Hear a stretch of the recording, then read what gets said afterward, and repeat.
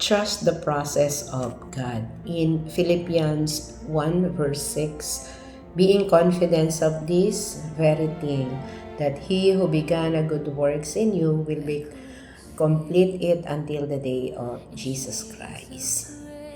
Huwag tayong mawawala ng pag-asa sa proseso ng Diyos sa ating buhay.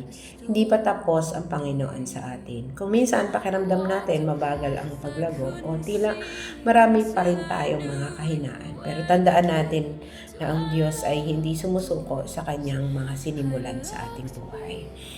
The same God who called you, saved you, and changed your heart is the same God who will continue to mold you day by day. God is not finished with your story. Every trial, every delay, every correction, and every victory is part of His work to make you more like Christ. Kaya kung napapagod ka na, don't quit.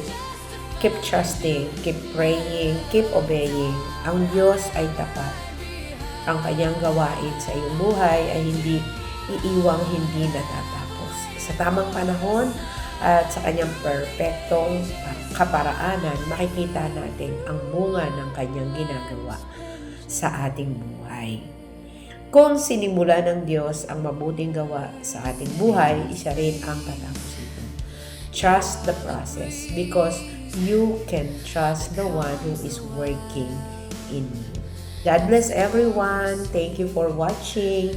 Please like, share, and subscribe. God bless.